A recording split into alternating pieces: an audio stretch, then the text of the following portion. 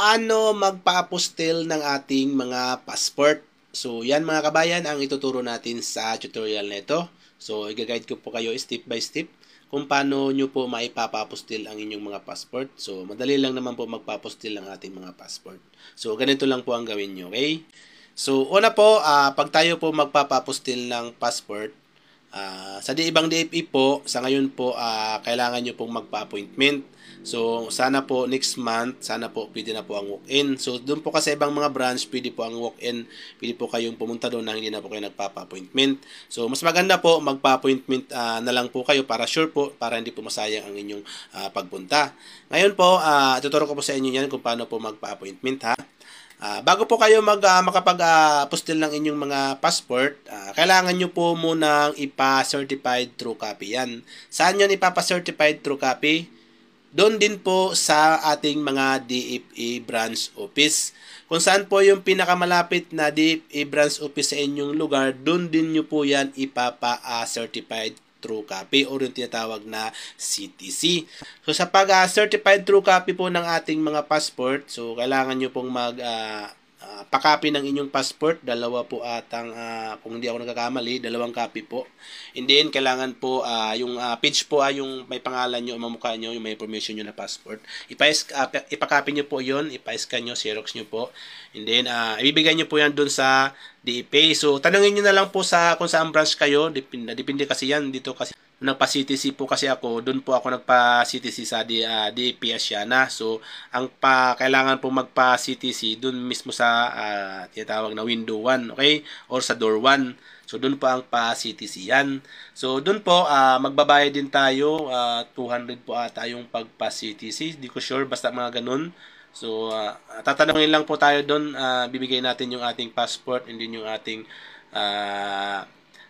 copy ng ating passport. And then pupunta po tayo sa taas or papupuntahin po tayo sa payment area, pababayaran po sa atin.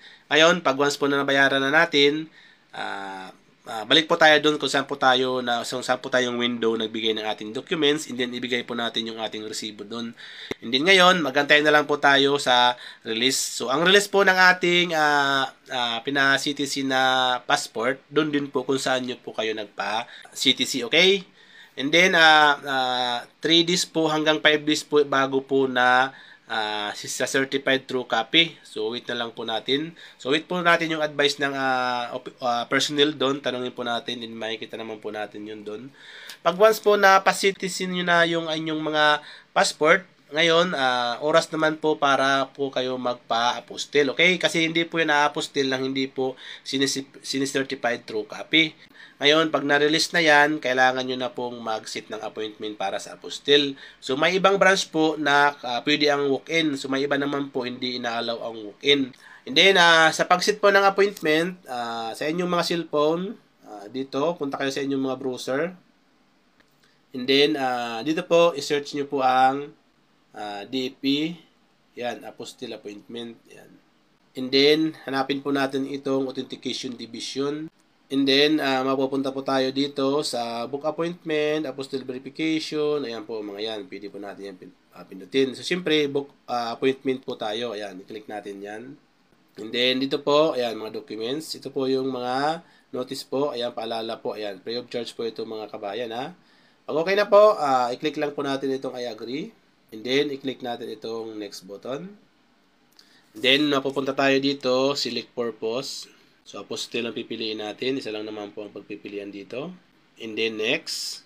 And then, consular office, kung saan po tayo magpapapostil. Select yan.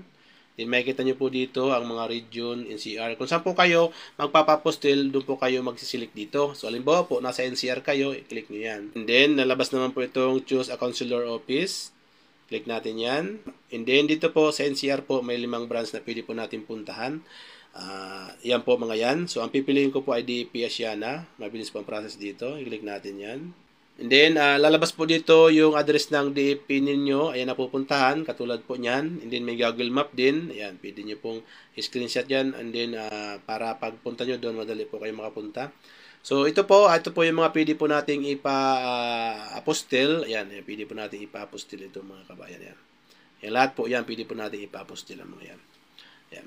So, dito sa pinakababa, Ayan, itong next button na ito, i-click natin. And then, dito po, ilalagay na po natin yung ating mga personal information. Okay? Personal information. So, ilagay po natin pangalan natin, first name. Ito po yung kung ano po yung documents, pangalan ng documents, nakapangalan doon. Yung po ilalagay natin dito. And then, email po. Ayan, email. Ilagay po natin dito ang email, tinatawag na valid, inactive po. Ma-open po natin. Kasi po, mag-send po yan ng verification code. 6-digit verification code sa ating email. And then, ilalagay po natin yan dun sa pag once na nag-required na ng verification code. Kaya dapat ang ilalagay po natin dyan, valid at active. Number naman po, maglagay po tayo dito ng tamang number kasi po kung may problema sa ating mga documents, dyan po sila nagtitext mga kabayan. And then, pag okay na po, i-click nyo lang po itong I agree. And then, nalabas na po ito. So, dito po, mag-send po yan ng 6-digit code sa ating mga email. Ayan po. So, yan po yung 6-digit code. So, copy po natin yan and then ilagay po natin dito. Pag once po nalagay na natin, i-click natin yung verification button. And then dito po, add documents. So i-click lang po natin ito. And then pilapan po natin ito mga kabayan. Ayan, document type, i-click natin yan. And then dito po, hanapin po natin kung ano po yung ipapa-apostil natin. So siyempre dahil po wala po dito yung passport, so ang pipiliin po natin dito ay others, yan sa pinakababa. And then, relationship, ito po yung nagpa-appointment or yung magpupunta po dun sa DFA. Halimbawa po, ikaw nagpa-appointment or ikaw po yung pupunta dun sa DFA, self ang piliin mo po. Ayan. Kung iba naman po, ayan, yan ang kung authorized representative, piliin nyo po yan. So, siyempre, self tayo. And then, lalabas po automatic yung pangalan natin dyan. Kung hindi naman po tayo self ang piliin natin, ilagay po natin yan dyan. And then, pag okay na po yan, i-click natin itong add documents. And then, ayan po. Pag okay na po yan, lalabas na yan dyan, i-click natin itong next button. And then, dito po, lalabas na po yung date na pwede po available po dito na pwede po nating pagpilian. So, sa ngayon po ay December 2024. So, ito lang po yung mga highlights na blue. 5 yan. Ibig sabihin yan po yung available day lang na nag-accept sila ng appointment. So, piliin nyo lang po. Halimbawa po 26 kayo pupunta doon. Piliin mo yan. And then, hanapin po dito sa baba, katulad nito, full na siya, full na lahat. So, ibig sabihin, hindi walang available po. So, magpili po kayo ng day dyan na meron pong available. Ayan, wala po dito. Ayan. Dito wala. Dito wala. Full lahat. Ngayon, kung full sa December, pwedeng ito, i-click nyo ito. And then, sa January, hanapin nyo dito kung may full na rin po ito lahat. O, ayan. So, dito po, next month, ayan, meron pong available. Ayan, so 7 AM available po. So, kung wala po talaga, full po talaga, i-click nyo lang po itong make request. Kung hindi kayo po kayo makapunta sa ibang branch, so mag-make request po kayo. So, simple dahil may available, yung nga lang medyo matagal-tagal. Pag ganyan po, ibig sabihin available yan, i-click nyo lang po yan, ayan. And then, kailangan po, ganyan, ayan. Ayan. And then, pag okay na po yan, i-click mo na po itong next button sa baba.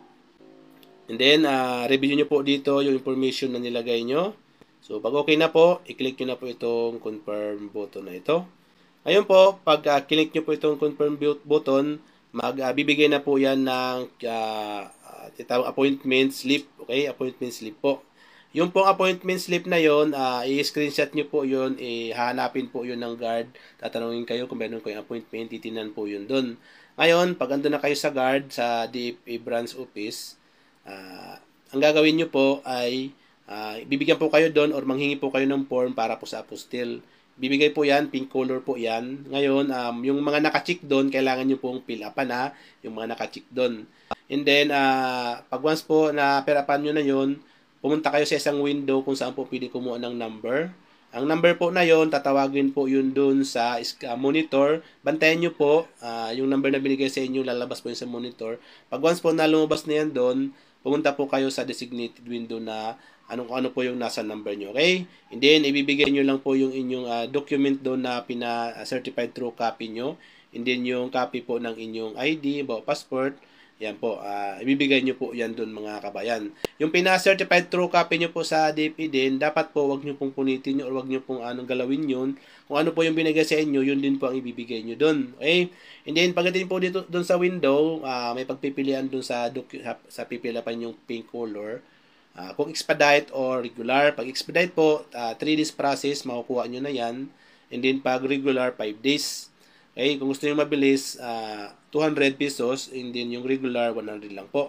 Ngayon, bibigyan kayo ng resibo nun, imbin pa pupuntahin kayo sa payment area, babayaran nyo po yon, and then bibigyan kayo ng resibo ulit doon, and then ibabalik nyo po yan doon sa window kung saan po kayo binigay nyo yung documents. Ngayon, bibigay na sa inyo yung resibo nun. Yung resibo po nun, yun na po yung magsisilbing papakita nyo po pag once po na i-release na. So, ang releasing area, depende po, di ko alam po sa lahat ng branch kung meron po sila or doon pa rin po i-release. Kasi sa DAPS siya na ang releasing po nila ay sa Double Dragon, hindi mismo sa DAP branch. So, tanongin nyo po doon, makikita nyo naman po doon kung saan po i-release. Kung ayaw nyo nang pumunta doon, pwede po kayong magpa-deliver or pwede nyo pong ipa-deliver yan through LBC.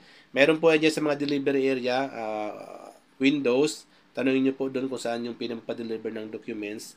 And then, may bayad din po yun, 145, depende sa saang lugar po. And then, 1 to 3 days ata yun bago na di-deliver. So, ibibigay nyo lang po yun doon yung resibo nyo, copy ng resibo nyo, and then sila na po bala mag-deliver nyo sa bahay kung saan nyo po in-address. Okay? So, ganun lang po ang gawin nyo.